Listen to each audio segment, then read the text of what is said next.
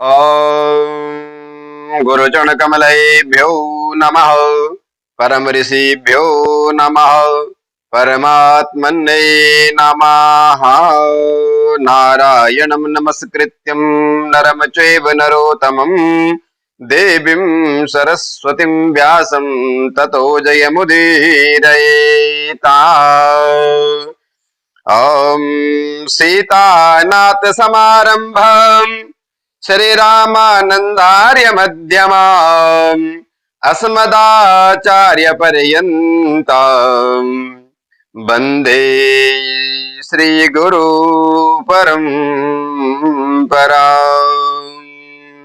त्यक्त्वा सुदुस्त्यजसुरे सितराज लक्ष्मीम् धर्मेष्ट आर्यवचसा यदगादरण्यम् माया मृगं दैतयेप्सितमन्वधावत् वन्दे महापुरुष ते चरणारविन्दम्।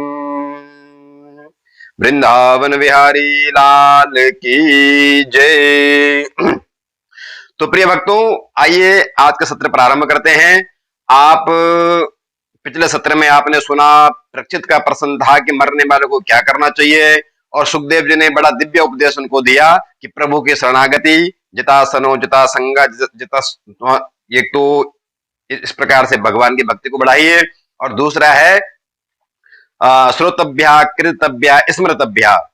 सुनना प्रारंभ करो, सुनाना प्रारंभ करो, भगवान का स्मरण रखना प्रारंभ करो। चलते फिरते उड़ते गाते खाते पीते अवस्थाएं कोई भी हो, लेकिन भगवान का चिंतन आपके चित्त में चलता रहे। अपवित्रा पवित्रो वा सर्वावस्थंगतो विवा, अवस्थाएं कोई हो, शुद्ध हो अशुद्ध हो, चलते फिरते उड़ते गाते कोई भी, लेकिन चिंतन मात्र से भी आप तर जाए, क्योंकि कलियुग केवल नाम आधारा। आपको चिंतन मात्र से भी परमात्मा की प्राप्ति हो सकती है, और भगवान की महिमा का गुणगान। और फिर परीक्षित का दूसरा प्रश्न था कि भगवान संसार को कैसे बनाते हैं, तो बड़ा सुंदर वर्णन परीक्षित जी ने, सुखदेव जी ने परीक्षित जी के सामने रखा। तो ये प्रसंग आपने कल सुना है। आइए आज का प्रसंग प्रारंभ करते हैं। उससे पहले 2 मिनट भगवान नाम संकीर्तन करते हैं, और तत्पश्चात आगे का सत्र आज चर्चा प्रारंभ करेंगे। बोलो वृंदावन बिहारी लाल की जय।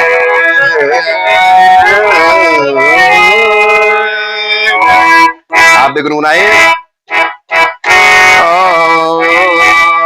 गो गोविंद चले आओ, गोपाल चले आओ, गोविंद चले आओ, गोपाल चले आओ। हे मुरली मनो, हे मुरलीधर माधव, नंदलाल चले आओ। हे मुरली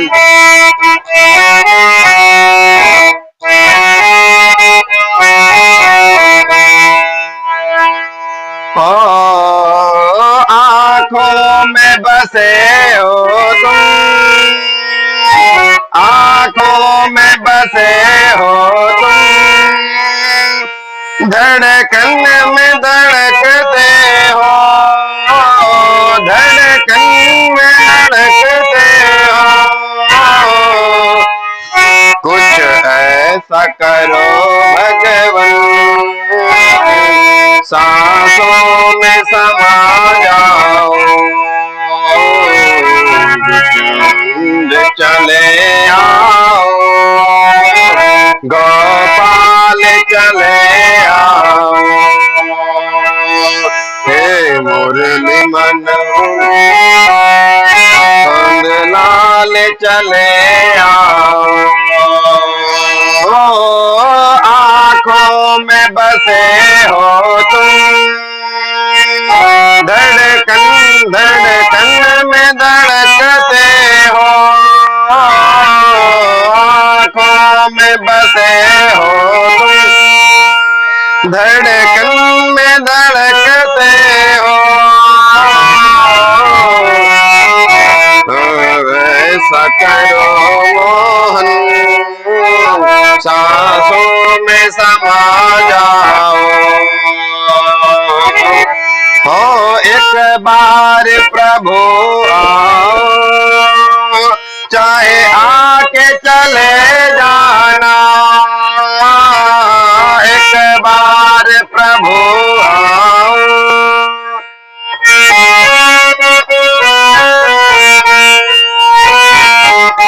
जाने नहीं देंगे हम, जरा जाके तो दिखलाओ।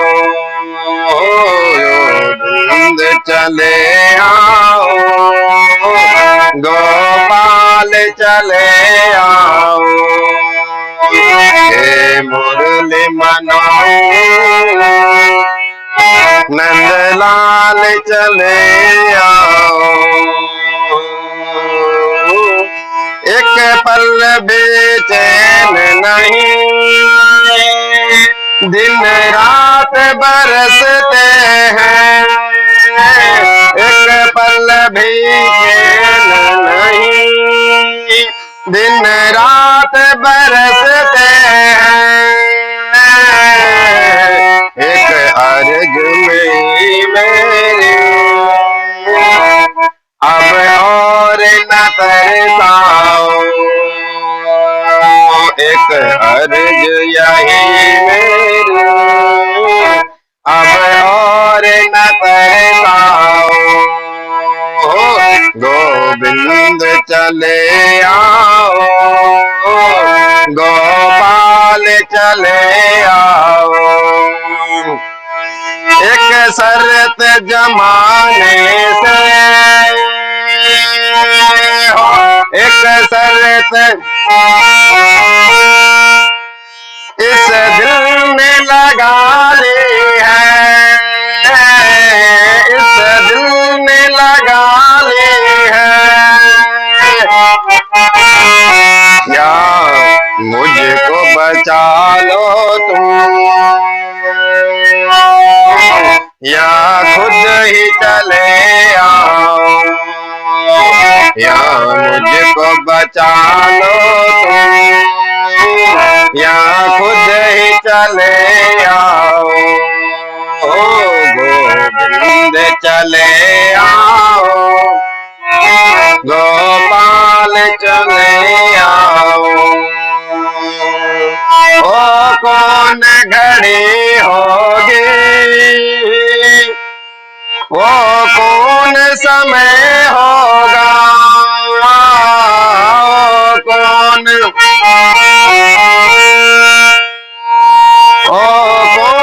समय होगा। तेरा दर्शन कर मोहन, मेरा जन्म सफल होगा। तेरा दर्शन कर मोहन, मेरा जन्म सफल होगा। हो गोविंद चले आओ, गोपाल चले आओ। हे मुरलीधर माधव नंदलाल चले आओ। हे मुरलीधर माधव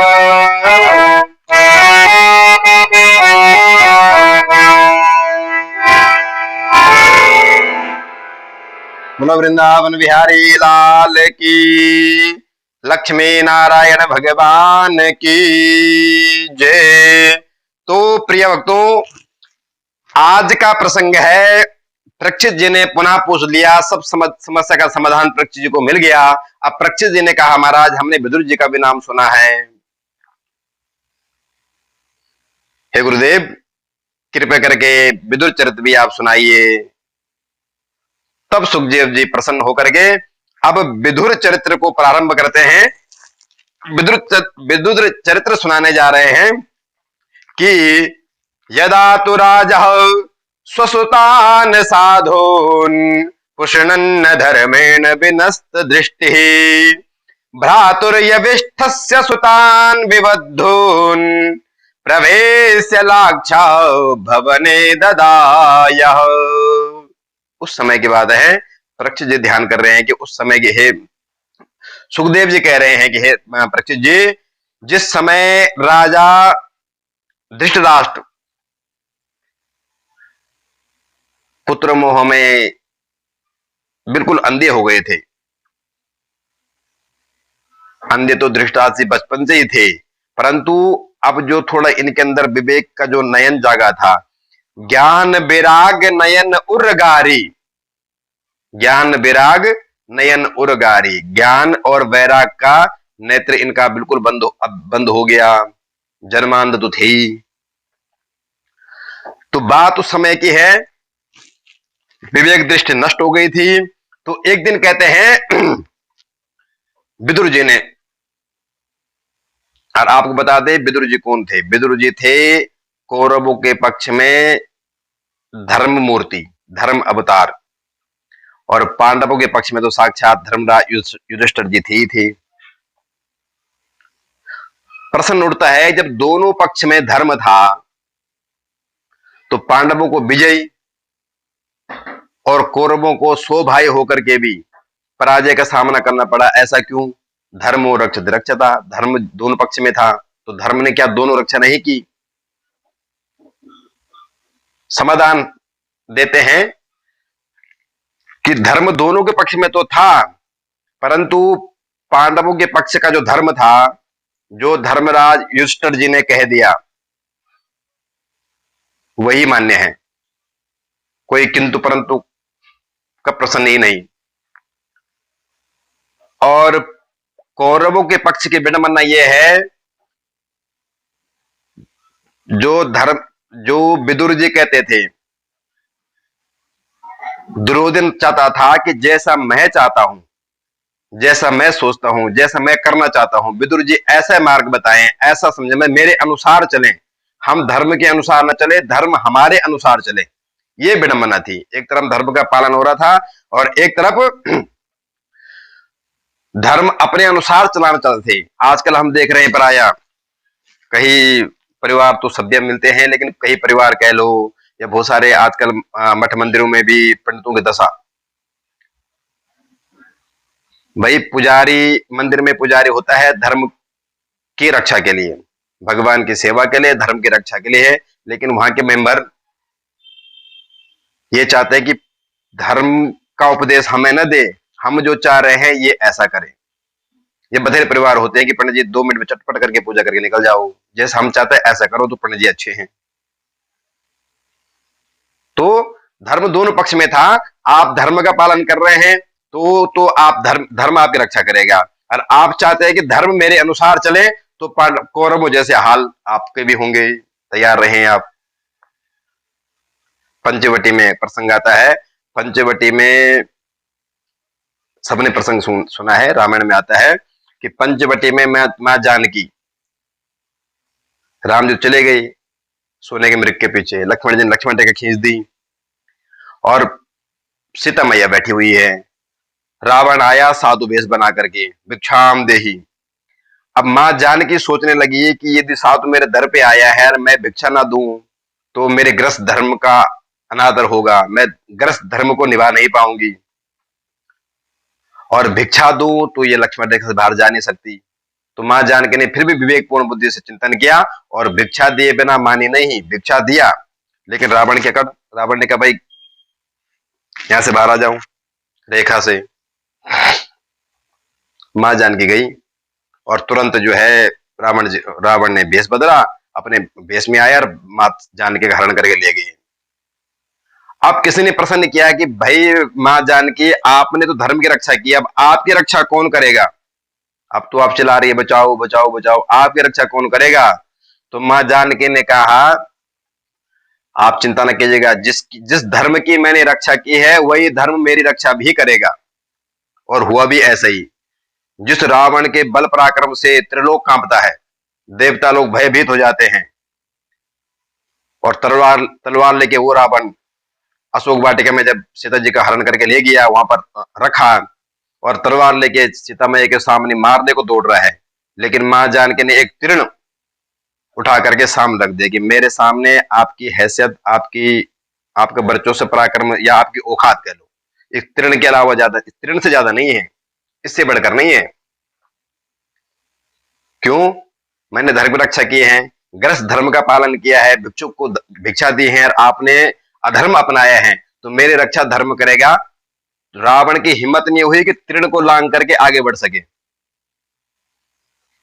तो रक्षा की कि नहीं? धर्मो रक्षति रक्षता। जानकी जी ने धर्म की रक्षा की, धर्म ने मां जानकी की रक्षा की। बाल बांका नहीं कर पाया रावण। तो यही समस्या है कौरवों में, यही समस्या थी कि धर्म के अनुसार चलने वाला कोई था नहीं।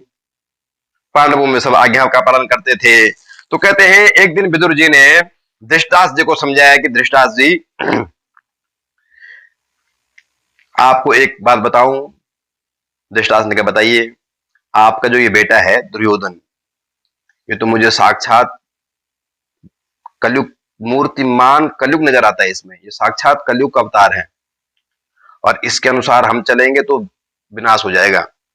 मेरी बात मानो, इस दुर्योधन का ही आप त्याग कर दो, धर्म कह रहा है, दुर्योधन का ही त्याग कर दो। जैसे ही कहते हैं दुर्योधन ने इस प्रकार से विदुर जी के मुंह से सुना, आग बबूला हो गया। हे दासी पुत्र, तेरी ये औकात, का एन मत्रो पजुहाव जिह्वाम दास्या सुतम यद बलिने वपुष्टः।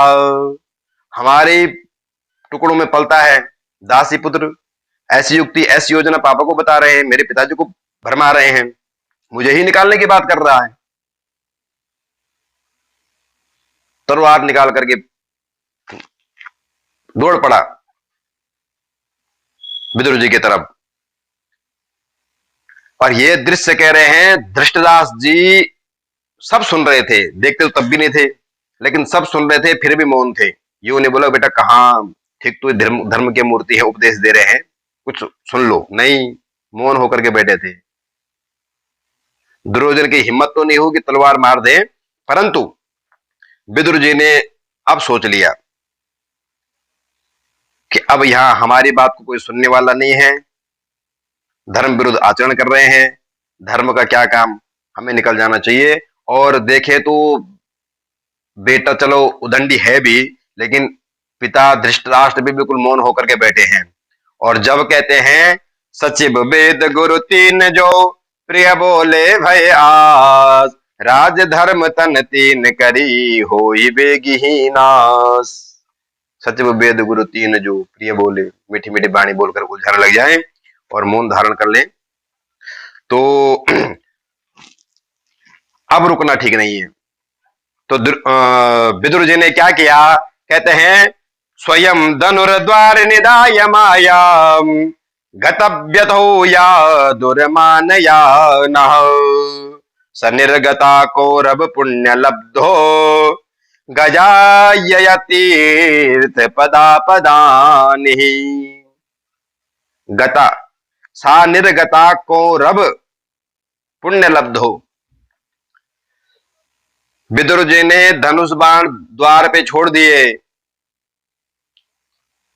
और जाने की तैयारी, तीर्थाचल की तैयारी करने लगे। भाई जब जा रहे हैं तो धनुष बाण क्यों छोड़ा? विदुर जी ने सोचा कि कहीं ये दुष्ट ये ना सोच ले कि धनुष बाण लेकर के ये शत्रु दल में शामिल होने जा रहे हैं, इसलिए धनुष बाण ही छोड़ दिए और निकल पड़े तीर्थाटन के लिए विदुर जी। अब ये मानो विदुर जी नहीं जा रहे हैं, सा निर्गता को रव पुण्य लब्धो, मानो कि कौरवों का पुण्य ही निकल पड़ा, पुण्य क्षीण हो गया, आज से निकल पड़े। अब कहते हैं कौरव जी क्यों? कौरव को पुण्य ही निकल गया। जब तक कहते हैं लंका में राक्षसों की नगरी में विभीषण रुके हुए थे, लंका में विभीषण धर्म की मूर्ति थी, जब तक थे राक्षस सलामत थे। और अस कहीं चला विभीषण जबहि, आयुहीन भय सब तबहि। जैसे ही विभीषण लंका से निकला, सब राक्षस आयुहीन तो उसी दिन हो गए थे। तो उसी प्रकार से यहाँ विदुर जी जो से जा रहे हैं, मानो कि पुण्य ही जा रहा है, अब इनका आयु ज्यादा लंबी है नहीं। और विदुर जी निकल पड़े। निकलते निकलते कहते हैं यमुना तट, बहुत समय बाद यमुना तट के किनारे पहुंच करके अचानक विदुर जी की मुलाकात उद्धव जी से हुई। यमुना तट पर उद्धव जी से मुलाकात हुई। मुलाकात होते ही काले न तावद्यमुनामुपेत्या तत्रोद्धवम भागवतम ददर्शः। मुलाकात होते ही विदुर जी ने उद्धव जी से नाना अनेक अनेक प्रश्न कर डाले कि भैया निकल गए थे, बहुत समय हो गया था, बहुत समय के बाद मुलाकात हुई। तो जब बहुत समय के बाद मुलाकात हुई तब विदुर जी ने कहा कि भैया वो हमारे भगवान तो सलामत हैं, सही धराधाम पर लीला सुमरन ठीक चल रही है। उस एक महाभारत की होने वाला था, उस महाभारत का क्या हुआ, नाना प्रकार के प्रश्नों की झड़ी लगा दी। जैसे ही विदुर जी ने प्रश्न पूछे, उद्धव जी का कहते हैं उद्धव जी ने माधव का नाम सुनते ही उद्धव जी की स्वयं समाधि लग गई। कुछ बोलना चाह रहे थे, बताने चाहते कि माधव की चितवन में ऐसे रम गया इनका मन, तो स्वयं समाधिस्थ हो गए। बहुत देर तक समाधि लगी रही, कंठ अवरुद्ध हो गया, अश्रु आंखों से अश्रु बहने लगे, कुछ नहीं बोल पाए। जब बड़ी देर हो गई तो विदुर जी ने टोका, डांटा या पुनः पूछा, भैया कहां खो गए हो, आपसे पूछा था। तो तब कहते हैं सनकैर भगवन लोकः निर्लोकन पुनरागता। पुनः जब उद्धव जी होश में आए तब उद्धव जी ने कहा कि विदुर जी क्या आपको नहीं पता, परम पिता परमात्मा तो लीला सुमरण करके परम धाम प्रस्थान हो गए, महाभारत भी हो गया, पांडवों की विजय हो गई, कौरव हार गए, और भगवान तो लीला सुमरण करके परम धाम के लिए प्रस्थान भी कर गए। हाँ, उद्धव जी ने कहा हाँ, भगवान ने जाते जाते मेरे को तत्व ज्ञान दिया था, और मेरे से कहा था भैया विदुर जी जब भी आपको मिले तो ये तत्व ज्ञान उन्हें भी प्रदान कर देना। क्यों? विदुर जी का मैं ऋणी हूं, ये भगवान कह करके गए हैं। क्या ऋणी हूं? विदुर जी का मैंने भोजन पाया था, विदुर जी के यहाँ सुखा, मैंने भोजन किया था विदुर जी के यहाँ, मैं ऋणी हूं। उनसे मुलाकात तो हो नहीं पाई, लेकिन आपसे मिलेंगे तो तत्व ज्ञान आप उनको प्रदान करना। जैसे ही विदुर जी ने सुना कि भगवान, धन्य है विदुर जी का सौभाग्य। लोग मरते मरते परमात्मा का नाम लेने की सोचते हैं, लेकिन धन्य तो विदुर जी हैं जो जिनका नाम अंतिम काल में परमात्मा परम धाम जाते जाते विदुर जी का चिंतन करके गए हैं। सौभाग्यशाली विदुर जी अपने को मानते हैं। और साथ में विदुर जी भी मुक्त कंठ होकर के रोने लगे। इन्होंने कहा कि परमात्मा का मैंने सेवा पाने तो मैं कुछ कर नहीं पाया, हमारे घर पधारे थे और सूखा बथुआ का साग मैंने परमात्मा को खिलाया था, परमात्मा को वो बात आज तक ध्यान है। अब विदुरान ने तो भाव विभोर होकर के छिलके छिलके परमात्मा को खिलाना शुरू कर दे, केले केले फेंक दिए। भगवान ने कुछ नहीं, वो भी खा लिए। भाव के भूखे है भगवान, भाव के भूखे हैं भगवान। और हमने कुछ सेवा पाने तो कुछ किए नहीं, लेकिन इतने का भी परमात्मा ऋणी समझते हैं अपने आप को। और धन्य है कि मेरे को भगवान ने याद किया अंतिम काल में। तो विदुर जी ने कहा उद्धव जी भैया विलंब न कीजिएगा, तुरंत बताइए वो तत्व ज्ञान क्या है और कैसे मिलेगा। तब उद्धव जी ने कहा विदुर जी आप यहां से निकले और हरिद्वार तट, यमुना गंगा तट के आसपास कहीं न कहीं आपकी भेंट मैत्रेय मुनि जी से होगी, और मैत्रेय मुनि से आप पूछना, वो आप तत्व ज्ञान प्रदान करेंगे। विदुर जी ने कहते हैं विलंब नहीं किया, सीधे ही निकल पड़े तीर्थयाटन के लिए। और निकलते निकलते चलते चलते हरिद्वार गंगा तट समीप पहुंच गए। और वहां भ्रमण कर ही रहे थे कि कहते हैं अचानक विदुर जी की भेंट मैत्रेय मुनि जी से हो गई। विदुर जी ने तुरंत मैत्रेय मुनि को प्रणाम किया, साष्टांग चरण वंदनाएं की और तत्पश्चात प्रसन्न कह डाले। विदुर जी ने कहा भैया आपको मिलने आए हैं और आपसे एक जिज्ञासा मेरे मन में है, उसका समाधान दीजिएगा। मैत्रेय मुनि ने कहा, बिल्कुल बताइए, क्या कौन से जिज्ञासा आपके मन में है? तब विदुर जी कहते हैं, सुखाय कर्माणि करोति लोको न ते सुखम वान्यदुपारमं वः विन्देत भूयस्तद एव दुःखम् यदत्र युक्तम भगवान वदेनः। सुखाय कर्माणि करोति लोको। विदुर जी कहते हैं, हे गुरुवर, सुख की कामना पराया सबकी होती है, सब सुख के पीछे दौड़ रहे हैं, सब सुख पाना चाहते हैं, दुखी होना कोई नहीं चाहते हैं, पर जीवों को सुख मिलता क्यों नहीं है? हम देख रहे हैं सब सुख के पीछे दौड़ रहे हैं, उसके बावजूद दुखी हैं, तो सुखी कैसे हो? पहले प्रश्न, जीव सुखी कैसे हो? संसार वासनाओं में, संसार के सुखों में जो जो कह रहे, संसार तो दलदल है, दलदल में जो जो घुसते जाओ त्यों त्यों और भीतर फंसते जाओगे। तो उसी प्रकार से भौतिकवादी सुख, भौतिक सुखों के पीछे दौड़ लगा रहे हैं। जो जो सुख की अभिलाषा बढ़ती जा रही है, सुख पाते जा रहे हैं, त्यों त्यों सुख और त्यों त्यों और कामनाएं बढ़ती जा रही हैं, और एक तरह से दुख का पहाड़ सामने नजर आता है। सुखी कैसे हो? क्यों? आप स्वयं अपने में घटित कीजिएगा। जब आपके पास साइकिल भी नहीं थी तो हम भगवान से प्रार्थना करते थे, हे परमपिता परमात्मा, कहीं साइकिल की व्यवस्था हो जाती। पैदल 10 किलोमीटर जाना पड़ता है, भगवान ने व्यवस्था कर दी, साइकिल मिल गई। साइकिल की तृष्णा थी, निकल गई। साइकिल में सुख ढूंढ रहे, साइकिल का सुख तो मिल गया। अब क्या जो कामना आपकी पूर्ण हो गई सुखी? नहीं, अब तृष्णाएं और बढ़ी। बड़े झंझट है इसको चलाने में, लोग फुर हमारे सामने लेके भाग निकल पड़ते हैं। और हम थोड़ा द्विचक्री मिल जाती, फिर वो भी मिली, उससे फिर उसका सुख पूरा हुआ तो कामना और बढ़ गई। 4 व्हीलर चाहिए, वो भी मिला। वो मिलने के बाद कामना और बढ़ी कि कहीं किराए दे दे के थक गए, छोटे से कहीं एक झोपड़े की व्यवस्था होती तो वो भी हुई। वो सुख कुछ क्षणिक, कुछ टाइम उस सुख को आपने मनाया, फिर क्षणिक सुख था, संसार का सुख ही क्षणिक है, क्षणिक सुख था, वो पूरा हुआ, पुनः कामना बढ़ी कि घर झोपड़ी तो है लेकिन थोड़ा सा अच्छे शहर में व्यवस्था बन जाती है, बहुत दूर जाना पड़ता है नौकरी के लिए। शहर में घर मिला, घर क्या मकान मिला, मकान क्या महल मिल गया। लेकिन अब तृष्णाएं बढ़ती जा रही है। सुखा ये कर्माणि करोति लोकः। सुख के पीछे दौड़ लगाते जितने सुख मिल रहे हैं वो क्षणिक हैं। उस सुख पूरे हुए तुरंत अगली कामना चालू हो जाती है।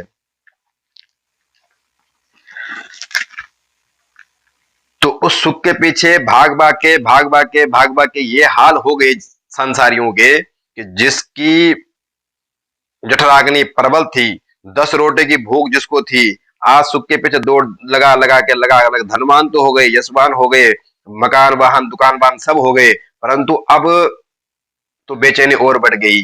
जहां 10 रोटी खाते थे, चैन से सोते थे, वहां अगर 1 रोटी खाने को मिलती है, 1 रोटी भी खा नहीं पाते, वो भी पाचन नहीं होता है, और नींद तो गायब भी हो गई, गोली खानी पड़ती है। खाने के लिए डॉक्टरों ने बोल दिया खाओ नहीं, दाल का पानी पियो, खाना बंद कर दो, क्यों? पछता नहीं है। तो ऐसी दशा इनकी हो गई ना। सुख के दौड़ लगाते भोजन से भी गए, नींद से भी गए, भजन से भी गए, सुख से भी गए, चैन से भी गए। ये दशा हो गई जीवों की। तो सुखी कैसे हो? पहले प्रश्न था, सुखी कैसे हो? तब जो है विदुर जी ने जैसे ही कहा, तब मैत्रेय मुनि जी ने कहा कि जीव जहां सुख ढूंढता है वहां सुख नहीं है। सुखी तब होगा जब उस सुख से कनेक्शन जोड़ेगा। सुख से कनेक्शन का मतलब है सुख सागर, तो परमपिता परमात्मा उनके चरणों का। जीवन के प्राणी के भीतर ही आनंद सागर छिपा हुआ है, वो बहिरंग हो रखा है। यदि अंदर झांक करके प्रभु की पुकार सुनना शुरू कर दे, आत्म पुकार, बुद्धि की पुकार, मन की कम माने, बुद्धि की ज्यादा माने, 2 रास्ते हैं, मनमानी और बुद्धिमानी। मन संसार में फंसाता है, सुखों में रमाता है, जितने सुख मिले मन को कम लगते हैं, फिर और बढ़ते हैं। लेकिन बुद्धि कहते हैं जा में कुटुंब समाये, जितना है उतना ही में पर्याप्त है, और इतने लायक भी था नहीं तू, भगवान ने तब भी कृपा करके दे दिया है, इतने को ही स्वीकार कर ले, इतने में ये संतुष्टि अपना ले, और सुख से बड़ा तो कोई, शांति से बड़ा से कोई सुख नहीं है, और प्रभु के भजन में लग जाए। लेकिन हम सुनते कहाँ हैं, सुनते तो बुद्धि की नहीं है। तो मन के अंदर झांक करके, अपने भीतर झांक करके बुद्धि को सुनना प्रारंभ कर दो। बुद्धि आत्मा की सुनना, आत्मा परमात्मा से मिलाना चाहती है, क्योंकि परमात्मा का ही अंश आत्मा है, वहीं से अलग हुआ है। आगे प्रसंग आएगा पुनर्जन्मोपाख्यान, वहां आप सुनेंगे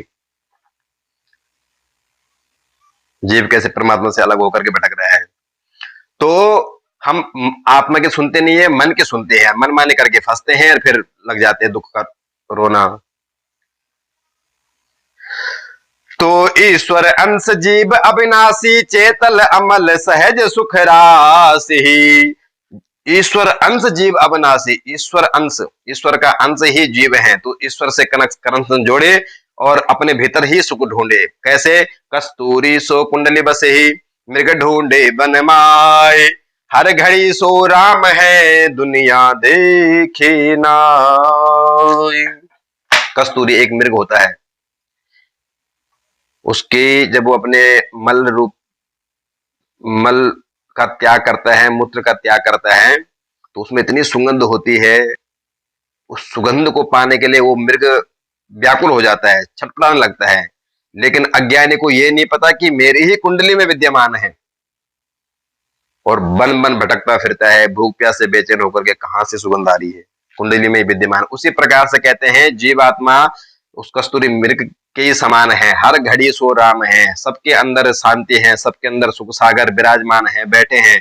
लेकिन उसको न पहचान करके, उसकी न सुन करके, उससे अपना कनेक्शन न जोड़ करके दर दर भटक रहा है, घोड़े में, हाथी में, साइकिल में, गाड़ी में, घोड़ों में, इनके पीछे सुख की अभिलाषा कर रहा है, इनको सुख समझ रहा है क्षणिक संसार में।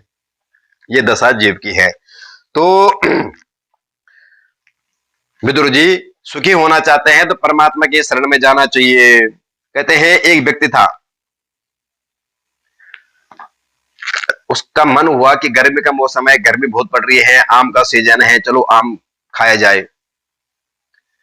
तो उस आदमी ने क्या किया, अपने बेटे को कुछ पैसे देकर कहते जाओ बेटा बाजार से आम लेकर के आओ। बेटा निकल पड़ा फल की दुकान पे, वहां से आम लेकर के आया और घर पहुंच गया। पिताजी से कह दे पिताजी मैं आम लेके आया हूं। पिताजी ने कहा बेटा इनको जरा थोड़ा पानी में डाल दो, थोड़ा ठंडे हो जाएंगे, उसके बाद खाएंगे। ठीक है, बेटे ने डाल दिए।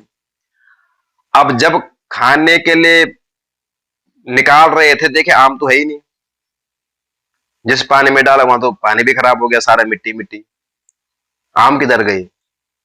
बेटे से पूछे भाई आप आम लाए थे? बेटे ने कहा हाँ पिताजी लाया था और इसी में डाले थे।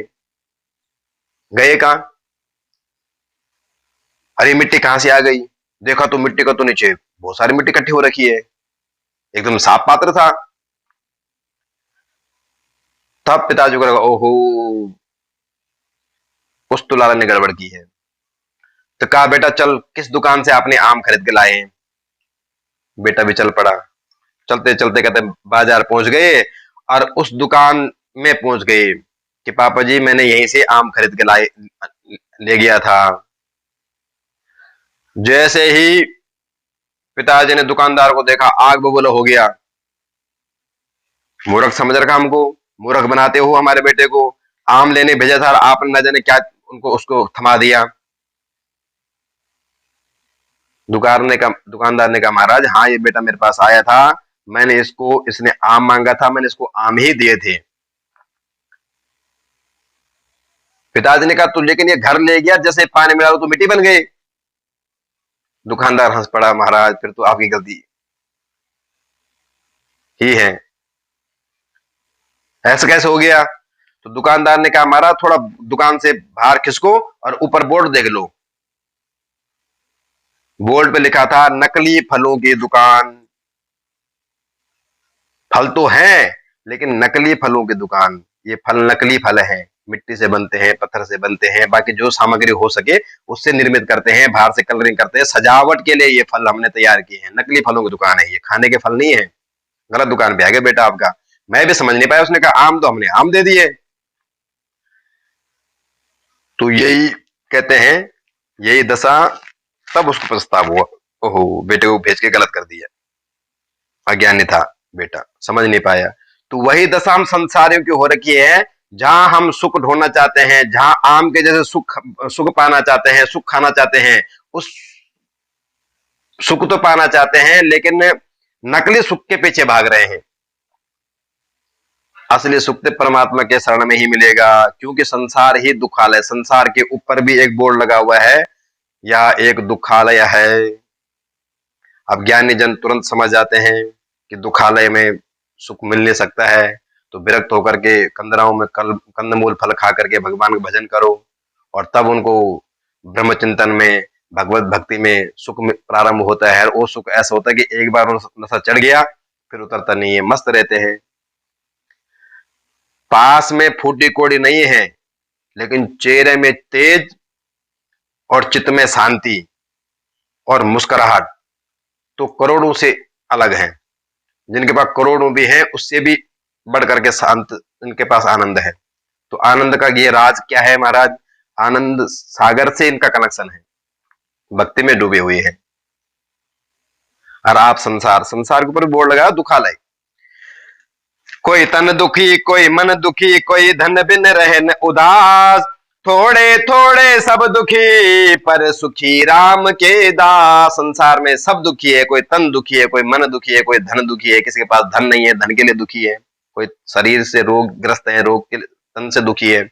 थोड़े थोड़े सब दुखी, सुखी राम के दास, कभी नो उदास। राम के दास ही सुखी हैं। तो आपने कनेक्शन ठीक नहीं जोड़ा है। विदुर जी कहते हैं सुखी हो, मैत्रेय जी कहते हैं विदुर जी, यदि जीवात्मा सुखी होना चाहता है तो सुख सागर से कनेक्शन अपना फिट करो। दुखालय में कनेक्शन जोड़ दिया, दुखी मिलेगा। भोजनालय में भोजन ही मिलेगा, पुस्तकालय में पुस्तक ही मिलेगी। और पुस्तकालय में जाकर के आप कह लो भैया गरम गरम समोसे दे दो, तो पुस्तकालय में सोचो समोसे तो वहां है नहीं, वो तो आपको पुस्तक पढ़ाएगा, या पुस्तक में बना समोसा का चित्र आपको दे देगा, आपको गरम गरम समोसे खाने हैं। तो गलती हमारी है। आप दुखालय में जाकर के सुख ढूंढ रहे हैं, पुस्तकालय में जाकर के समोसे ढूंढ रहे हैं। तो समोसे ढूंढने हैं तो समोसे की दुकान में जाओ, सुख ढूंढना है तो परमात्मा की शरणागति हो जाओ, वहां सुख मिलेगा। सुख सागर है। कुंती मैया को देखो, कुंती मैया ने तो भगवान से, प्रभु मुझे विपत्ति चाहिए, दुख चाहिए। भगवान का मेरे पास है ही नहीं, दूं कहां से? तो भगवान दिया कुछ नहीं, अपने आप रुक गए। भगवान के मैं तो सुख सागर हूं। तो इसलिए है, कहते हैं सच्चिदानंद के चरणों से जुड़े बिना सुख मिल नहीं सकता है। परमात्मा के चरणा शरणागति लिए बिना सुख नहीं मिल सकता है। भाई आप कल्पना करो, आपके यहां सबके घरों में होती है, बिजली है, और अचानक बिजली चले जाए। अब आप छटपटाने लग गए, बिजली गई, और आप बाहर झांक कर देख रहे हैं पड़ोसियां तो आ रही है, हमारे यहाँ क्यों नहीं आ रही है? अब बल्ब को छेड़ना शुरू कर दिया, कहीं बल्ब तो फ्यूज नहीं हो गया हो, निकाला बल्ब भी सही है। तो हमारे यहाँ की कैसे कट गई, उनके यहाँ तो आ रही है। तो तब क्या करते हैं आप लोग? फिर संसार में सर्च करते हैं, बिजली विशेषज्ञ होते हैं, यहाँ वहां से उनका नंबर इकट्ठा किया या उनका पता एड्रेस पूछा और वहां पहुंच गया, भाई साहब हमारे यहाँ बिजली नहीं आ रही है, और आप बिजली विशेषज्ञ हैं। तब वो आते हैं, देखते हैं कहाँ लाइन शॉर्ट हुई है, कहाँ तार जला है, कहाँ क्या हुआ, दोबारा जो है सब सेट करके कनेक्शन आपका जोड़ देते हैं, बिजली चालू। और इतना भी आपको पता है कि बिजली हमारे यहाँ प्रकाश तो कर रहा है, लेकिन प्रकाश का पावर तो कहीं और है, यानी पावर हाउस कहीं और है, कहीं और से सप्लाई हो रही है, ये भी आपको ध्यान में है। और खराब होते ही विशेषज्ञ भी घूम रहे हैं।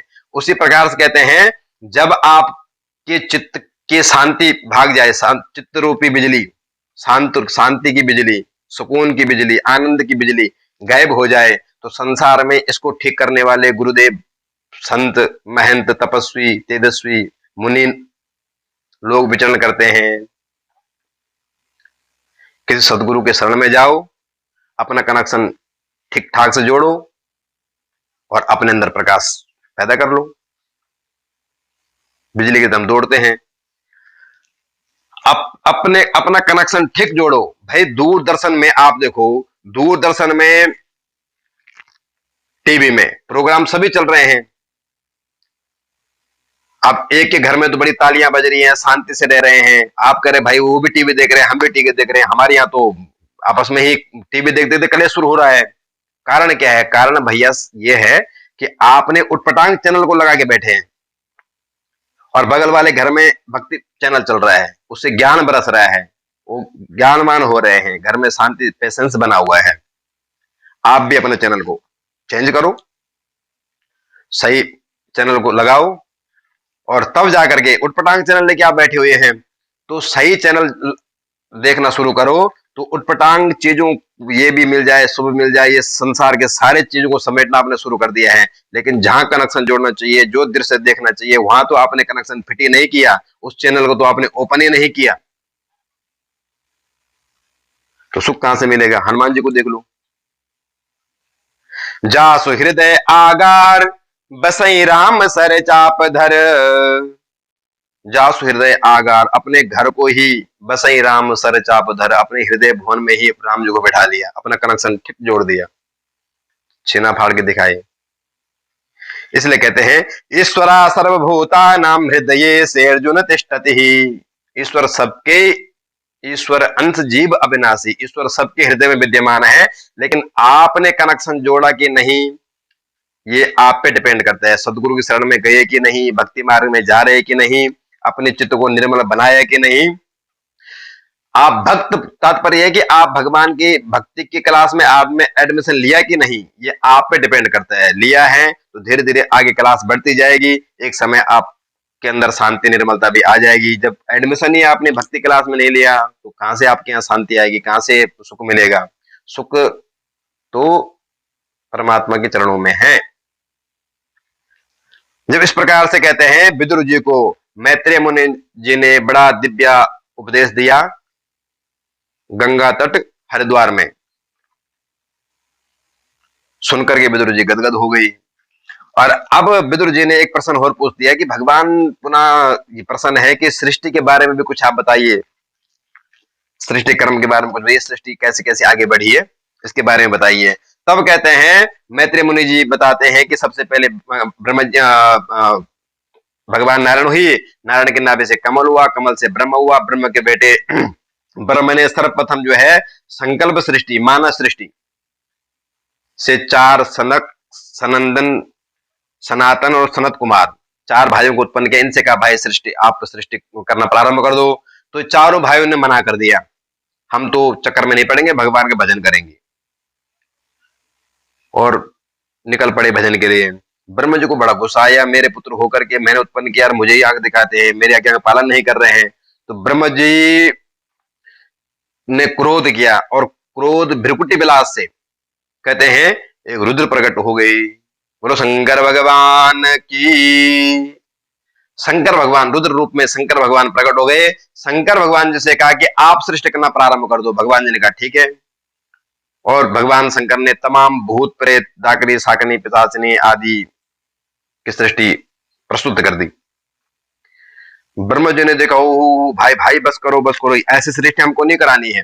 ये विचित्र सृष्टि, किसी का नाक नहीं, किसी का कान नहीं, किसी का सर नहीं, किसी का पाँव नहीं, कोई हवा में घूम रहा है, कोई हवा में डोल रहा है, ये सृष्टि की हमने कल्पना नहीं की थी, आप रहने दीजिए, आपकी बस की बात नहीं है। शंकर जी जोई राम सोई राम, शंकर जी तो प्रसन्न हो गए, लग गए भजन में, बोले बाबा चाहते यही थे, कहां चक्कर पड़े। अब ब्रह्म जी ने पुनः विचार किया और कहते हैं अब की बार ब्रह्म जी ने 10 ऋषियों की उत्पत्ति की, 10 ऋषि प्रकट कर दिए। कौन कौन? मरीचि, अत्रि, अंगिरा, पुलस्त्या, पूला, करतु, भृगु, वशिष्ठ, दक्ष और देव ऋषि नारद। 10 ऋषि प्रकट किए। और उसके बाद कहते हैं ब्रह्म जी ने ही वाणी से, अपनी वाणी से परम सुंदरी सरस्वती शारदा देवी को प्रकट किया, सरस्वती की उत्पत्ति की, और अपने छाया से करदम जी को उत्पन्न किया। जब इतने में भी संतुष्टि नहीं हुई तो विधाता ब्रह्म ने, ये सब ब्रह्म की मानस सृष्टि है, मन से चाहा प्रकट हो गई, मानस सृष्टि है। और फिर ब्रह्म जी ने कहते हैं अपने वाम अंग से कन्या और दक्षिण अंग से पुरुष, जिनका नाम रखा गया मनु और शतरूपा, प्रकट कर दिए। अब कहते हैं मनु शतरूपा से कहा कि अब आप मैथुनी सृष्टि प्रारंभ कर दो। मनु के पुत्र ही मानव हुए, जो हमें मानव कहते हैं, मानव, मनु के संतान मानव। अब बताओ,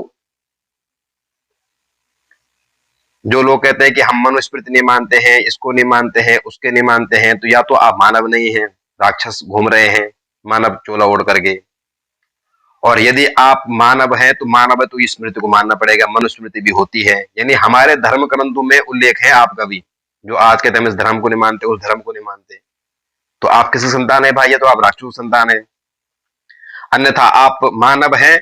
यदि आप मानव हैं, अपने आप को मानव सिद्ध करते हैं, मानव है तो मनु के संतान है, मनु के संतान है तो ब्रह्म के बेटे हैं, ब्रह्म के बेटे तो सनातनी है, आप सनातनी है तो आपने अपने चोलों को क्यों बदल दिया? आप दूसरे धर्म में, दूसरा धर्म था ही नहीं, आपने दूसरी पद्धति परंपरा जाकर के सनातन में कटाक्ष क्यों कर रहे हैं? तो अब आप देखें, आप सोचे आप क्या है, आप मानव हैं या आप दानव हैं? मानव है तो मनु के संतान, और सनातन धर्म को फॉलो करना शुरू कर दो। दानव है तो आपके लिए छूट है, आप कुछ भी कर सकते हैं भाई। तो कहते हैं मनु शतरूपा ने फिर कहते हैं मैं तुम्हें सृष्टि प्रारंभ कर दी, और कालांतर में इन्होंने इनकी 5 संतान हुई, जिनमें 3 बेटी और 2 बेटे, देवहूति, आकुति और प्रसूति नाम की 3 बेटी, और प्रियव्रत और उत्तानपाद 2 बेटे उत्पन्न हुए। अब सृष्टि कर्म चल ही रहा था कि अचानक विघ्न उत्पन्न हो गया। मनु शतरूपा घबरा करके ब्रह्मा जी के शरण में कहा, हे पितामह, हम सृष्टि रचना तो आगे बढ़ाना चाहते हैं, परंतु एक विघ्न उत्पन्न हो गया। क्या? कहते हैं एक हिरण्याक्ष नाम का राक्षस पृथ्वी का ही हरण करके ले गया समुद्र तल में। अब सृष्टि कहां करें, पृथ्वी का ही हरण हो गया। ब्रह्म जी ने कहते हैं जैसे ही सुना, और ब्रह्म जी के तेज से ब्रह्म जी को छींक, उसी समय एक छींक आई, और छींक से ही कहते हैं नासिका रंध्र से वराह भगवान प्रकट हो गए। बोले वराह भगवान की, प्रकट हो गए। देखते देखते पर्वताकार शरीर भगवान का हो गया। कहा आज्ञा, ब्रह्म जी ने सारा वृतांत कहा कि आपको जो है राक्षस का वध करना है, पृथ्वी का उद्धार करना है। भगवान ने तुरंत कहते हैं ब्रह्मा जी के आज्ञा का पालन किया, और विराट रूप बन करके पर्वताकार शरीर धारण करके समुद्र में भगवान जी घुसे, और राक्षस हिरण्याक्ष को मार करके पृथ्वी का उद्धार किया। बोलो वराह भगवान की जय। और पुनः सृष्टि प्रारंभ हुई। अब कहते हैं विदुर जी ने मैत्रेय मुनि से पूछा कि ये इतना जिसने पृथ्वी का हरण करके ले गया, इतना बलशाली, इतना शक्तिशाली राक्षस कैसे पैदा हो गया? ये कौन था? ये कैसे इतना बड़ा राक्षस बना? तो तब कहते हैं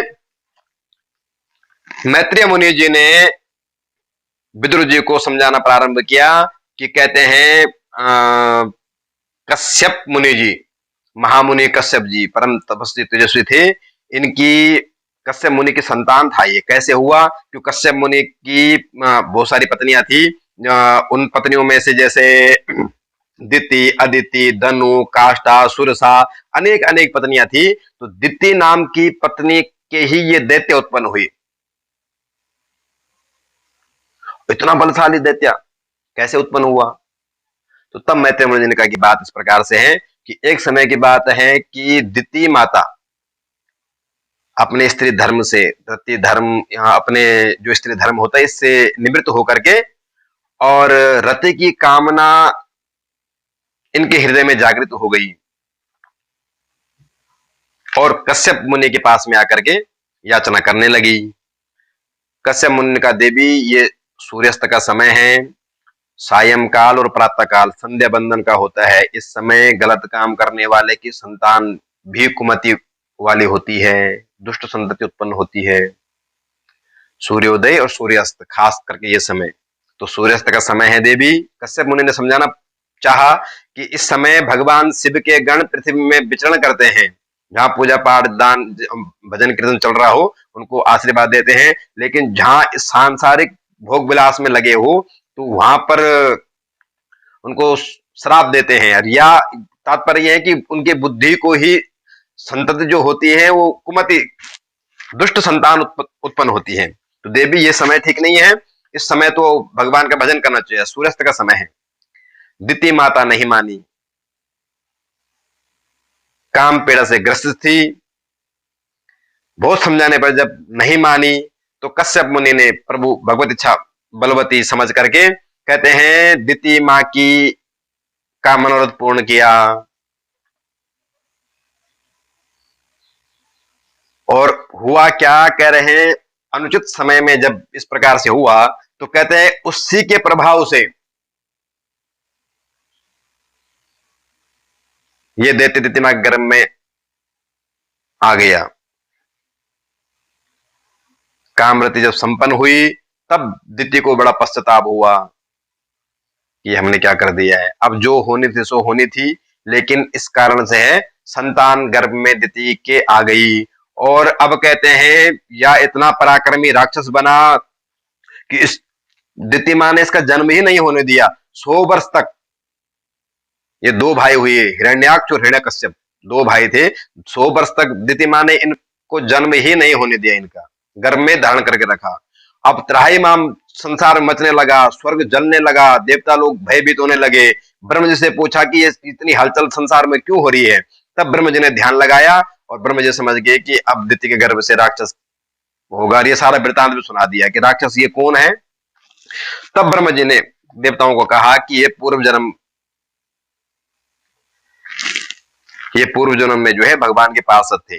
बात उस समय की है जब कहते हैं मानसाते सुतायुष्मन पूर्वजा सनका दया पंचहायन संयुक्त पूर्वे सामपि पूर्वजः।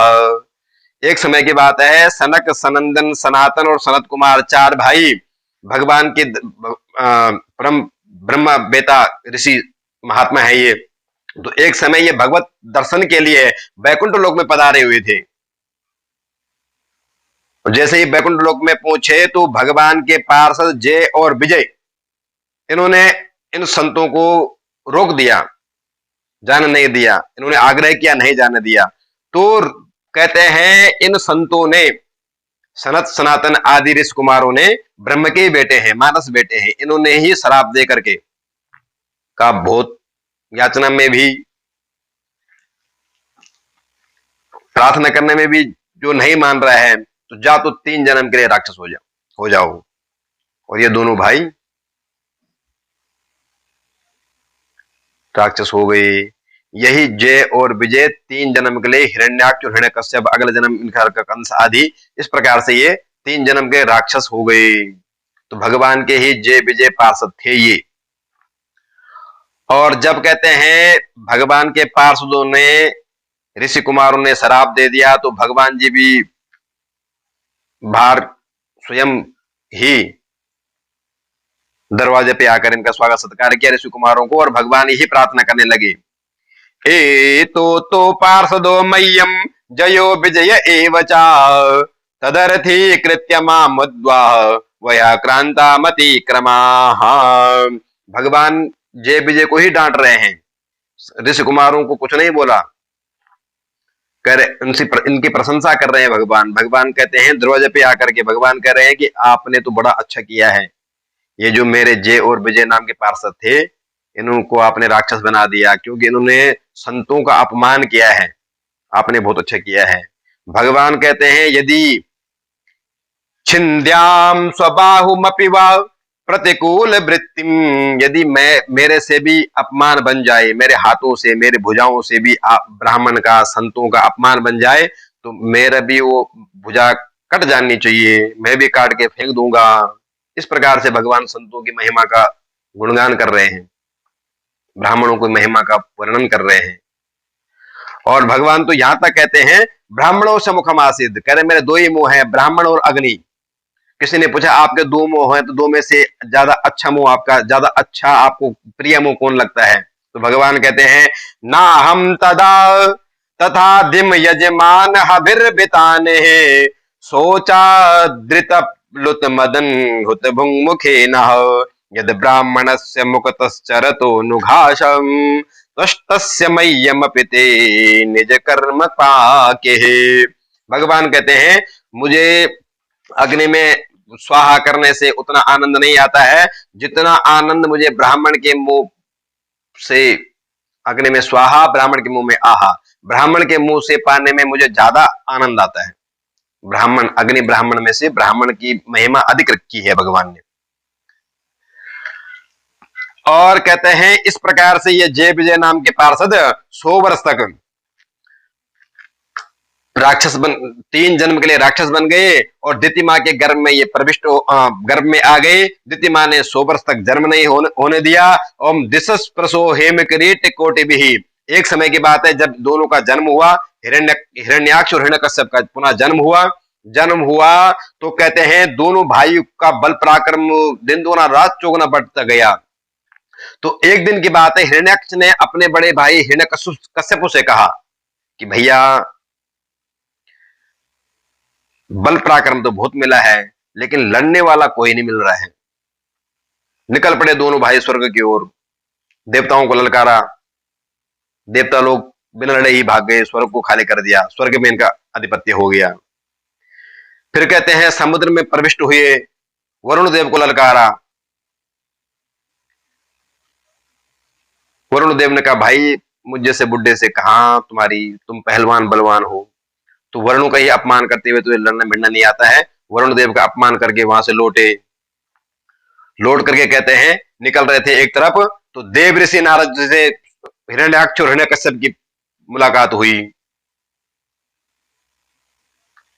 देव ऋषि नारद से इन्होंने लड़ना चाहा, लड़ने के लिए, क्यों बाबा आपको लड़ना आता है? तो तब देव ऋषि नारद जी ने कहा कि भाई हमें लड़ना तो नहीं आता है, लेकिन लड़ाना खूब आता है।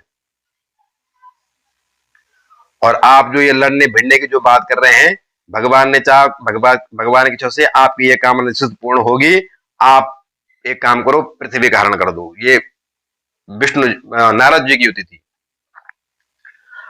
और कहते हैं फिर उन्होंने क्या किया कि पृथ्वी का हरण करके ले गए, समुद्र में प्रविष्ट हो गए। और जब ब्रह्मा जी के ब्रह्मरंध्र से वराह भगवान प्रकट हुए, तो वराह भगवान समुद्र में घुस करके पहले तो खूब से जल क्रीड़ा की, खूब कुश्ती की। और फिर पहले तो सबसे पहले भगवान वराह ने, कहते हैं, पृथ्वी को मुंह में रख करके समुद्र से बाहर निकल के पृथ्वी को यथास्थान पर पहुंचा दिए। और ये दुष्ट भी पीछे पीछे, हिरण्याक्ष भी पीछे पीछे दौड़ पड़ा, यथास्थान पर पहुंचा दिए। तो तब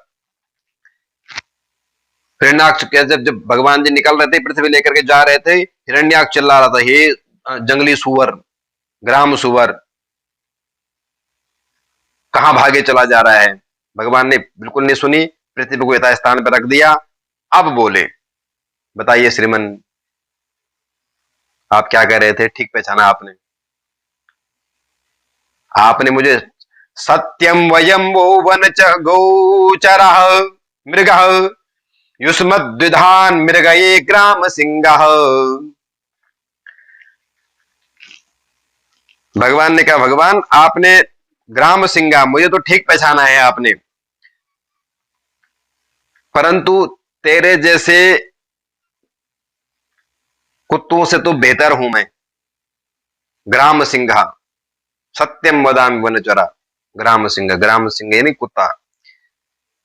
तेरे जैसे कुत्तों का भौंकने से मेरे पे फर्क नहीं पड़ता है, परमात्मा कहते हैं। अब इधर कहते हैं आपस में इनकी, भगवान वराह की और हिरण्याक्ष की आपस में बहस हो ही रही थी। देवता लोग परेशान, देवता लोग सारे उधर से इशारा कर रहे थे, प्रभु ज्यादा विलंब न कीजिएगा, सूर्यास्त के बाद इन राक्षसों का बल बढ़ जाता है और इसको जल्दी ठिकाना लगा दीजिएगा। तो कहते हैं भगवान ने दो चार कुश्ती, एक मुक्का मारा, इसने भी एक मुक्का भगवान के छाती पे मार दिया। भगवान खड़े उठे और एक थप्पड़, एक चटाक से जो है इसका सर धर से अलग, गोविंदाय नमो नमः कर दिया। करेण कर्ण मूले हन यथा त्वाष्टम मरुदपति। थप्पड़ मार के ही ये निश्चेष्ट हो गया। देवता लोग आए, घबराते घबराते देखा कि भाई बहुत टाइम से उठ तो नहीं रहा है, तो देवताओं ने भगवान की स्तुति करना प्रारंभ की, लेकिन स्तुति का ढंग बदल दिया। डर डर के स्तुति कर रहे हैं, कहीं ये दुष्ट जाग गया, उठ गया तो फिर तो कहते हैं देवता लोग स्तुति इस ढंग से कर रहे हैं, अहो इमाम को नुलभेत स्थितिम। देवता लोग कहते हैं कि प्रभु, यह महाभाग्यशाली जो आपके हाथ से मरा है, कौन सी गति आपने उसको प्रदान की, ये तो महाभाग्यशाली। इस प्रकार से स्तुति कर रहे हैं। यम योगिनो योग समाधिना रहो ध्यायन्ति लिंगाद सतो मुमुक्षयः तस्सेष दैत्यारि सभापदाहतो मुखम प्रशस्तन्नु मुसृजाः। जो सौभाग्य योगियों को, बड़े बड़े योगेंद्र मुनिंद्र संत जो योगाभ्यास में तपस्या में लीन रहते हैं, उनको जो सौभाग्य नहीं मिलता है, वो सौभाग्य इस महाभाग्यशाली को मिला। देवता लोग कहते हैं कि आपके हाथ से मरा, इस भाग्यशाली को कहते हैं। जब भगवान ने उसको उधर से उधर पलट दिया, अब देखा बिल्कुल निश्चेष्ट हो गए। अब देवता लोगों ने खुल करके प्रशंसा, भगवान की स्तुति की। अब खुल करके कहते हैं, नमो नमस्ते खिल यज्ञ तंतवे स्थितो गृहीता मल तत्व मूर्तये दृष्ट्या हतोयम जगता मरुंदन पाद भक्त्या वयमीश निर्वृता।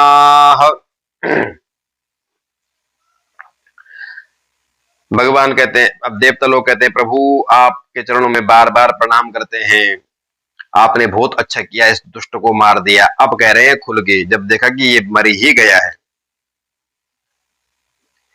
इस प्रकार से कहते हैं देवता लोग जोखिम लेने को तैयार नहीं होते, होशियारी से काम लेते हैं। काम लिया, भगवान ने हिरण्याक्ष का उद्धार किया और प्रभु जी अंतर ध्यान हुए और सृष्टि यथा स्थान पे स्थापित कर दी। अब कहते हैं पुनः सृष्टि कर्म प्रारंभ हुआ। बोलो विष्णु भगवान की। अब कालांतर में कहते हैं मनु और शत्रुपा की जो 3 बेटियां थी, उन 3 बेटियों में से जो मझली बेटी देवहूति थी, तो देवहूति का विवाह करदम मुनि जी से, जो ब्रह्मा जी का छाया पुत्र है, करदम जी से देवहूति का विवाह कर दिया। तो करदम जी की शर्त थी कि एक संतान होते ही मैं बाबा बैरागी बन जाऊंगा, मैं विरक्त हो जाऊंगा। देवहूति को शर्त मंजूर थी। मनु महाराज जी ने अपनी बेटी का विवाह करदम जी से कर दिया। बड़े धूमधाम से कहते हैं विवाह हुआ, और विवाह होते ही कन्या विदा हुई, और कन्या जैसे ही देवहूति करदम जी के आश्रम में पहुंचे, आश्रम में पहुंचते ही करदम जी ने कहा, देवी जी आप थोड़ा सा विराजिए यहाँ पर, हम जरा प्रभु की थोड़ा सा पूजा अर्चना करके आते हैं। और यूं कह करके करदम जी निकले और पूजा करने बैठे थे, ऐसे बैठ गए, ऐसे समाधि लग गई कि 10,000 वर्ष तक करदम जी की समाधि लग गई। अब बताओ, दुल्हन बगल में है,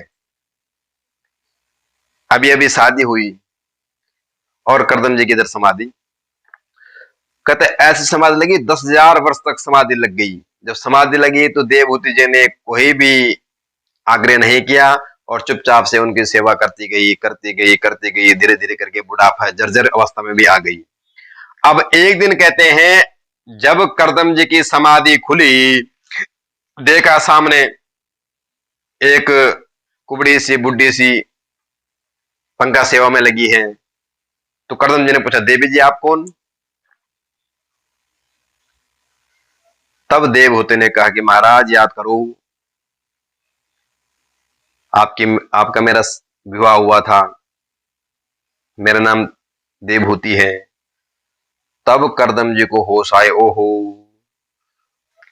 तुष्टोऽहमद्य तव मानवी मानदाया शुश्रूषया परमया परया च भक्त्या यो देहिना मयमतीव सुहृदित् स्वदेहो नावेक्षिता समुचिता छपितुम मदर्थे। तब कर्दम ने कहा, अहो तुष्टोह मध्य तब मानवी, आप मनु की बेटी हैं, मानवी हैं।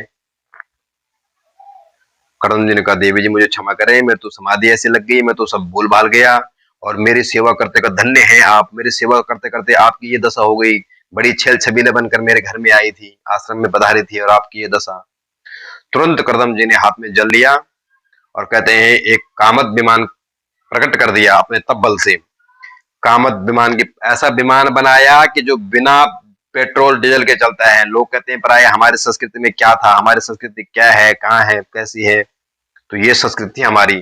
तप बल से बिना पेट्रोल डीजल का विमान कर्दम जी ने निर्माण कर दिया। और तुरंत कहते हैं कर्दम जी ने देवहूति मां को कहा, निमज्जास्मिन् हृदये भीरो विमानामिदमारुहा। देवी जी थोड़ा सरोवर में जाकर के स्नान कर लो और उसके बाद कामन विमान पे आप बैठ जाइए। देवहूति जैसे ये कहते हैं सरोवर में स्नान करने के लिए गई, 1000 कन्याएं वहां प्रकट हो गई। किसी ने उपटन लगाया, किसी ने मालिश की, किसी ने जोड़ा सजाया। इस प्रकार से कहते हैं भगवान की कृपा से देवहूति कर्दम मुनि की तपस्या के बल से देवहूति पुनः नव यौवन संपन्न हो गई, तरुणी रूप में प्रकट हो गई। और उसके बाद कहते हैं कामक विमान में बैठ करके खूब बिहार इन्होंने किया, खूब भ्रमण किया, बिहार किया, जो आजकल हम कहते हैं हनीमून। कामत जी, कर्दम जी और देवहूति जी ने मनाया, और कालांतर में परिणाम स्वरूप कहते हैं 10 पुत्रियां इनके यहां जन्म, 10 संतति की उत्पत्ति हुई, 10 संतान को जन्म दिया।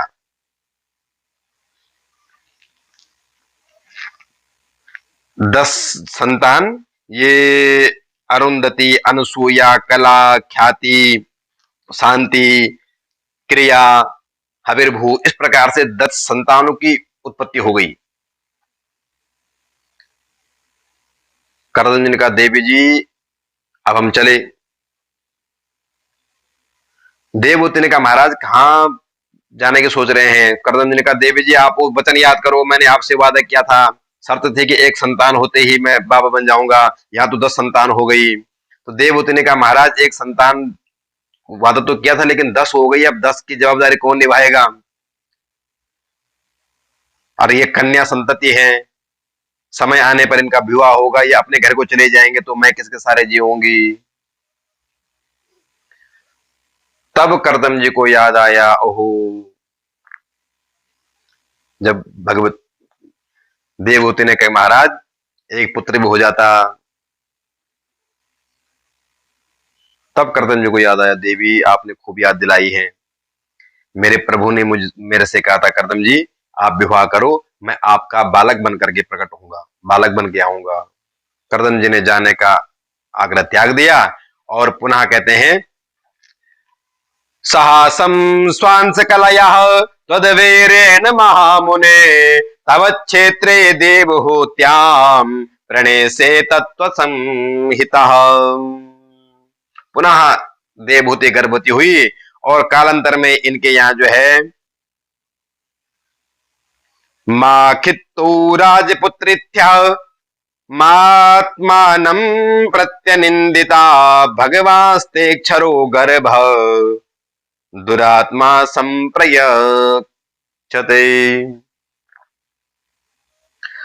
कालांतर में देवहूति के गर्भ से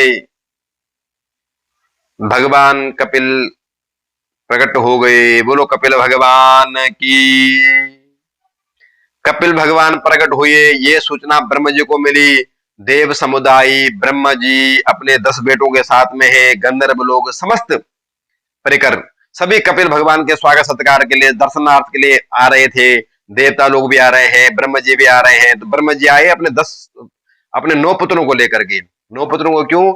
नारद जी कहते घुमक्कड़ शुरू से ही थी। नारद जी नारायण नारायण करते हुए इधर उधर घूमने निकल गए थे, और बाकी बच्चे 9 संतान के साथ में ब्रह्म जी कपिल भगवान के दर्शन के लिए आए हुए थे। ब्रह्म जी ने अपने नव ऋषियों के साथ में कपिल भगवान के दर्शन किए, और जब नजर उधर करदम जी पे पड़ी, और करदम जी के बगल में 9 बेटियां, तो ब्रह्म जी ने सोचा और करदम जी को कहा, महाराज ये कौन? करदम जी ने कहा, हमारी 9 बेटियां हैं। तो ब्रह्म जी ने कहा, एक फरमाइश हमारे भी सुन लो महाराज। आपके यहाँ 9 बेटियां और मेरे पास 9 बेटे। महाराज बढ़िया जोड़ा बन जाएगा, क्यों ना इनका विवाह कर दिया जाए। ना आपको भटकना पड़ेगा, ना हमें भटकना पड़ेगा, ठीक जोड़ा बन जाएगा। करदम जी के समझ में बात आ गई।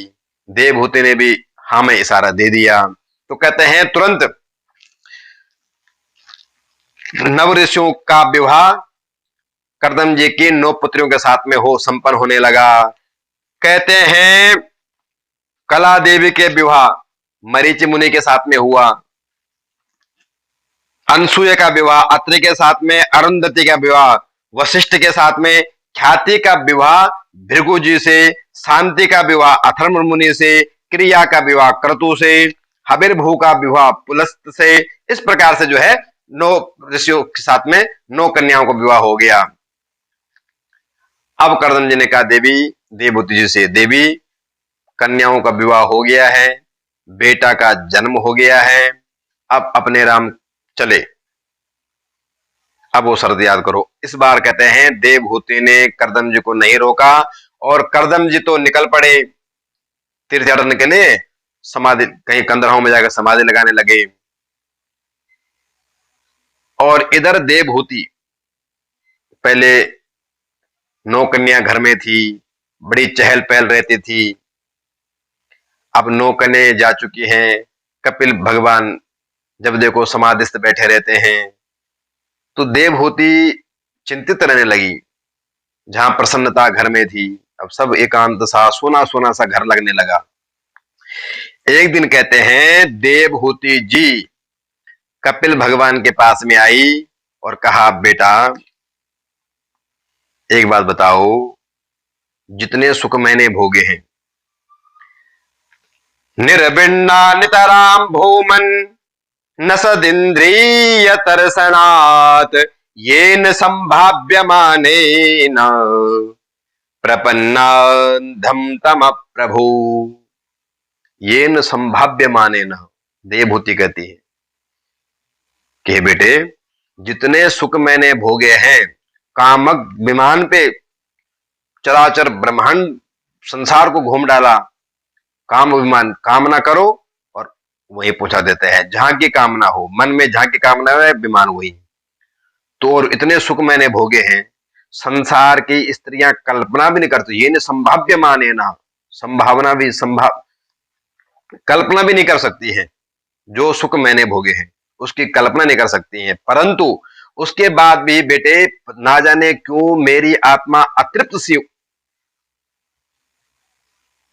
मैं अपने को अतृप्त सा महसूस करती हूं, असंतुष्ट सा, अतृप्त सी क्यों मैं तो महसूस करती हूं। तम त्वाम गताहम शरणम शरण्यम स्वभृत्य संसार तरो कुठारम जिघासयाहम प्रकृते पुरुषस्या नमामि सद्धर्म विदावरेष्ठम। क्या कारण है? अब प्रभु मैं आपकी शरण में हूं, देवहूति कहती है, आप बेटे हैं, मैं आपकी शरण में हूं, आप साक्षात भगवान के अवतार हैं, मैं आपकी शरण में हूं, आप ही बताइए।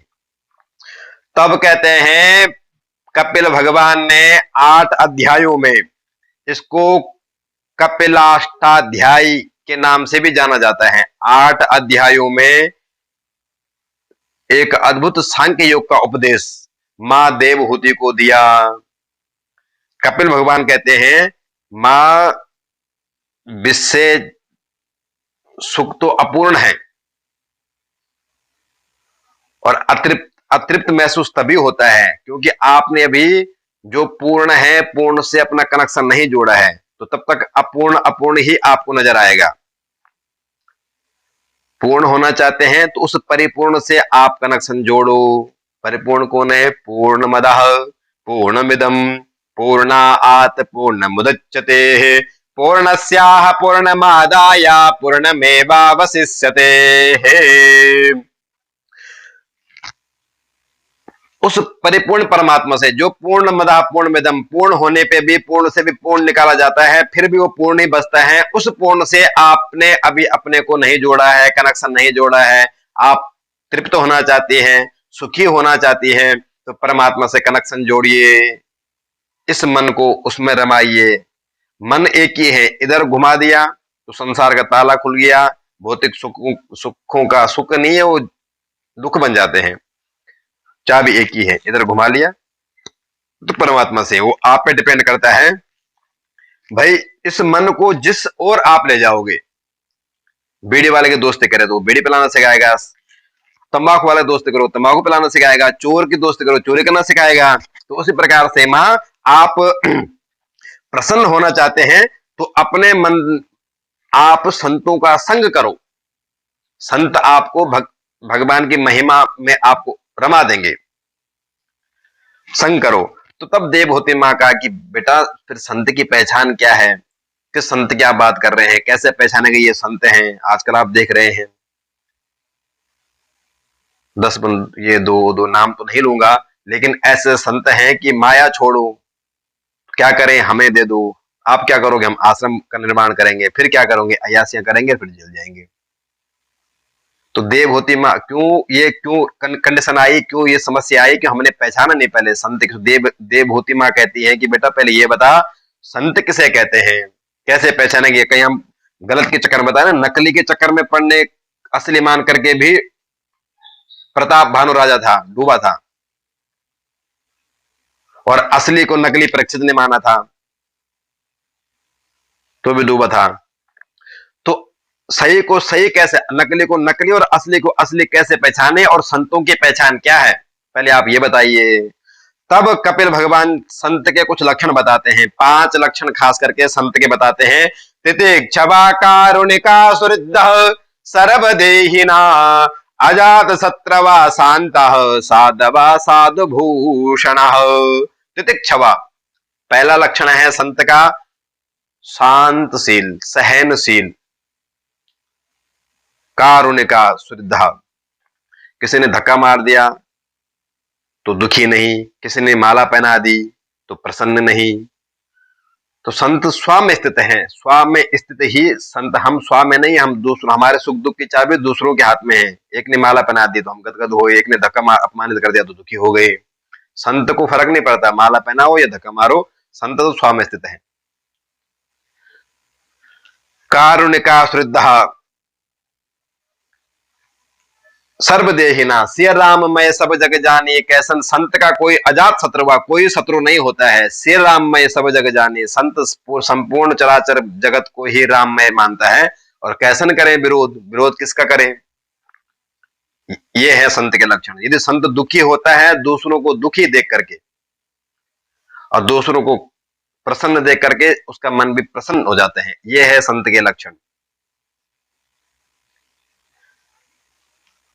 शांत, हमेशा शांत चित्त रहता है, ब्रह्म में विलीन रहता है, ब्रह्मनिष्ठ रहता है, यानी तपस्या में समाधिष्ट ध्यान चित्त, ध्यान अवस्था में बना रहता है। और जब भी दुखी होता है दूसरों को दुखी देख करके, और साधु भूषण, इस प्रकार से संत कहते हैं। इस प्रकार का संत किसी को अपना दुश्मन मानता ही नहीं है। सिय राममय सब जग जानी, ये है मां संत के लक्षण। क्यों? सभी शरीरधारियों को, सभी जीव जंतुओं में संत भगवान का ही दर्शन करता है। कैसे? यदि संत का किसी ने अपमान भी कर दिया तो संत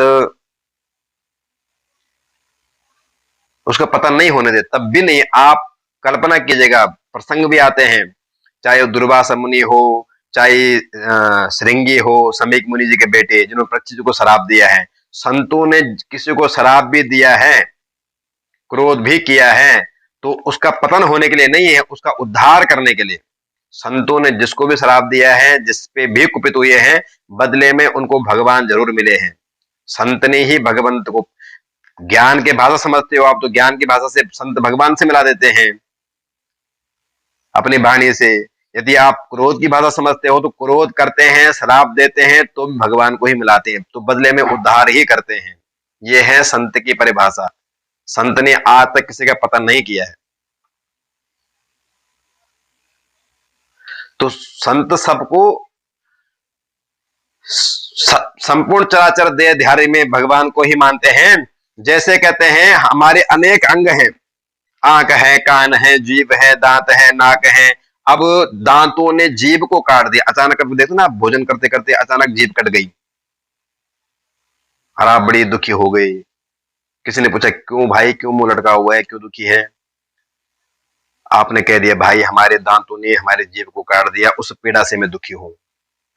और कोई आपको ये कहे कि भाई बड़े दुष्ट हैं तुम्हारे दांत, 32 मिल करके एक कोमल कोमल को घेरे बैठे हैं और मौका पाया नहीं कटक देके काट देते हैं, इतने दुष्ट है ये, इनको तोड़ क्यों नहीं देते हो?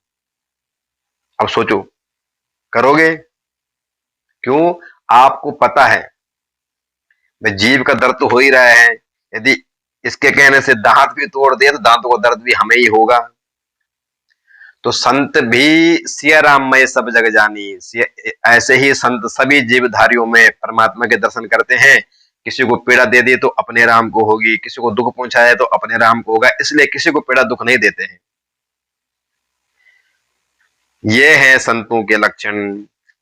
जिह्वाम क्वचित संदसते स्वदद्भि विस्तद वेदनायं कतमाय कुप्पे तदंग मंगेन निहन्यते क्वचिद क्रोध्यते कस्मे पुरुषाय स्वदेह। पुरुषाय स्वदेह कस्मे इसलिए कहते हैं हे मां आप संतों का संग करो। संत के लक्षण ये हैं, संतों के संग रहेंगे तो संत आपको भगवान की महिमा में उलझा देंगे, भगवान का परिचय करा देंगे। सताम प्रसंगान मम वीर्य संविदो भवन्ति हृतकर्ण रसायन कतः तज्जोषणादास्वर्ग वर्तमनिः श्रद्धारतिर्भक्तिरनुक्रमस्यते। भगवान की महिमा को सुना सुना करके आपको दीवाना बना देंगे और आपका जीवन सफल हो जाएगा, आप सुखी हो जाएंगे। जो अतृप्त आप अपने को महसूस कर रहे हैं, आप तृप्त हो जाएंगी। इस प्रकार से भगवान का ध्यान करो। श्री रामचंद्र कृपाल भजु मन, श्री रामचंद्र कृपाल भजु मन, हरण भय भयदारुणम्। श्री रामचंद्र कृपाल भजु मन, हरण भय भयदारुणम्। नव कंजलोचन कंज मुख कर कंज पद कंजारुणम्।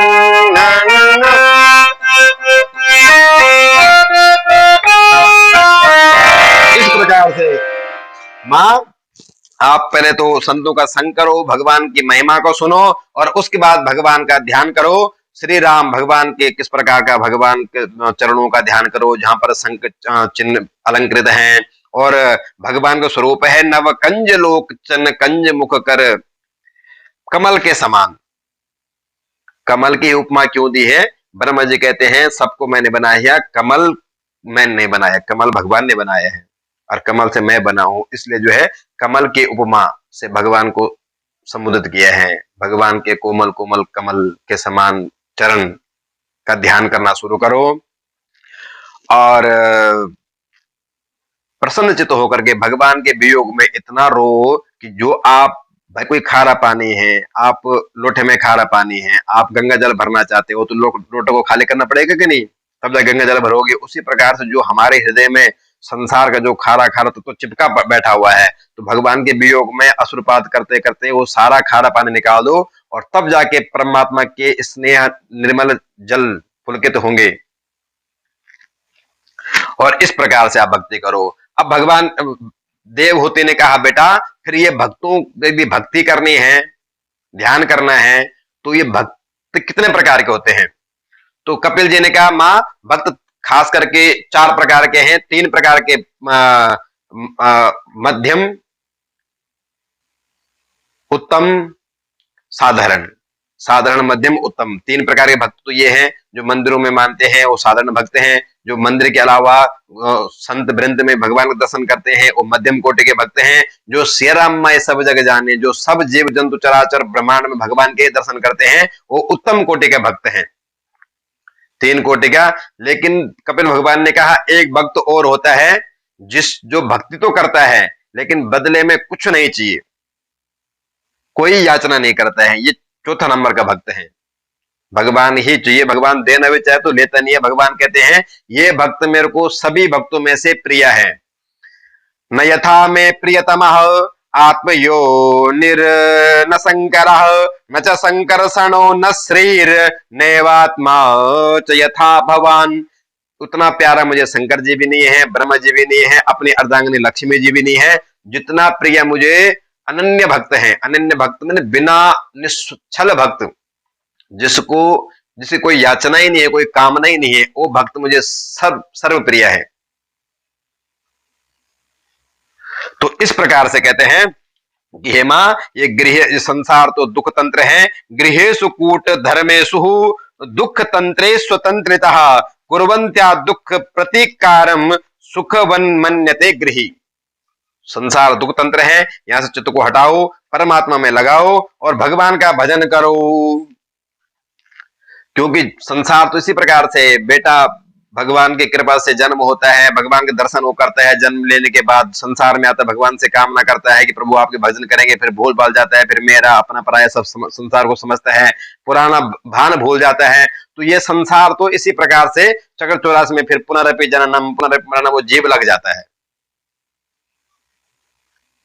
वादा कुछ किया होता भगवान से, कर कुछ रहा होता यहाँ से। और माया ने तो ऐसा ये संसार, ऐसे चमत्कार, ऐसे अद्भुत ये माया है कि बड़े बड़े संत वृंद को भी लपेट लिया, अपनी माया में उलझा दिया। माया से कोई माया भी संसार है, मां कोई बच नहीं सकता है। और पुनरपि जननम पुनरपि मरणम, जीवन चक्र 84 में लग जाता है। उमा दारू दोषित की नाई सब ही नचावत राम गुसाही। माया मंच में जो भी आता है सब अपना रोल प्ले करते हैं, जिस प्रकार से अभिनय में आप देखते हैं, चित्रकारी में अपने रोल प्ले कर रहे हैं, निकल रहे हैं।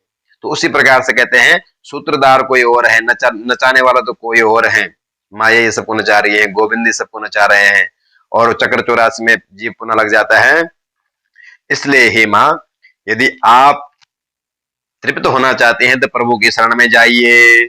देवहूति कपिल भगवान के उपदेश सुनकर कहते गदगद हो गई, प्रसन्नचित हो गई। और देवहूति कहते हैं, बेटे मैंने आपकी सारे उपदेश कहा, एक ही सार निकाल दिया है। अहो वचस्व वचोतो गरीयान यद जिह्वाग्रे वर्तते नाम तुभ्यम ते पुस्तपस्ते जुहुबु सस्नुरार्या ब्रह्मानुचुर नाम गृणान्ति ध्येते। अहो वचो, देवहूति कहती है, वो चांडाल भी क्यों ना हो, यदि भगवान नाम सुमरण उसके जीवा में है तो चांडाल का जन्म भी श्रेष्ठ है, और ब्राह्मण का जन्म भी क्यों ना हो, यदि वो भगवान नाम से विमुक्त है तो ब्राह्मण का जन्म भी व्यर्थ है। यानी भगवान नाम ही सर्वक्षेमम न विद्यन्ति विनाय दर्पणम। भगवान का धन्यवाद करना ना भूले, भगवान का चिंतन करना ना भूले। यदि जीव इस प्रकार से चलता है, केवल भगवान की शरणागति लेकर के जीवन यापन करता है, तो चांडाल का जीवन भी श्रेष्ठ है। और देवहूति माँ जो है फिर भगवान के ध्यान में लीन हो गई और भगवान के प्रेम में इतनी पुलकित हो गई। देह ही पिघला दिया और देवहूति का देह पुलकित होकर के पिघल करके जल रूप में परिणत हो गया और कपिल भगवान आकर के सागर में विराजमान हो गई। वही बना गंगा सागर। कपिल भगवान जिसे हम गंगा सागर कहते हैं, यहीं पर कपिल भगवान कहते हैं आज भी गंगा सागर में कपिल भगवान समाधिस्थ बैठे हैं। मकर संक्रांति को सभी लोग जाते हैं गंगा सागर की ओर, यहीं पर परिणत हो गई। बोलो विष्णु भगवान की जय। इस प्रकार से कहते हैं कि कपिल जी के उपदेश से मां देवहूति का मोह भंग हुआ, भगवान की शरणागति अपनाई और भगवान के चरणों में विलीन हुई। जो भी मनुष्य इस प्रकार से इस प्रसंग को सुनता है, इस प्रकार से जीवन में आचरण करता है, उसके जीवन में भी निर्मलता, भव्यता, दिव्यता, पवित्रता और पात्रता आती है और भी भगवान का भक्त बनता है और उसका अपने जीवन को सफल बना देता है। और संसार में यही एक सार भी है, भगवान नाम की नौका में बैठ जाइए तो हो गए भव से पार, लेकर नाम तेरा हो गए भव से पार, लेकर नाम तेरा, लेकर नाम तेरा, लेकर नाम तेरा हो गए भव से पार, लेकर नाम तेरा, लेकर नाम तेरा, नाम तेरा, नाम तेरा हो गए भव से पार, लेकर नाम तेरा। जो भी भगवान नाम के नौका में बैठता है निश्चित रूप से तर जाता है। यही एक जीवन का सार है। बोलो विष्णु भगवान की जय। इसी के साथ में जो है तृतीय स्कंद संपन्न हुआ। अगले सत्र में हम चतुर्थ स्कंद में प्रवेश करेंगे। तब तक के लिए जय श्री राधे, जय श्री कृष्णा।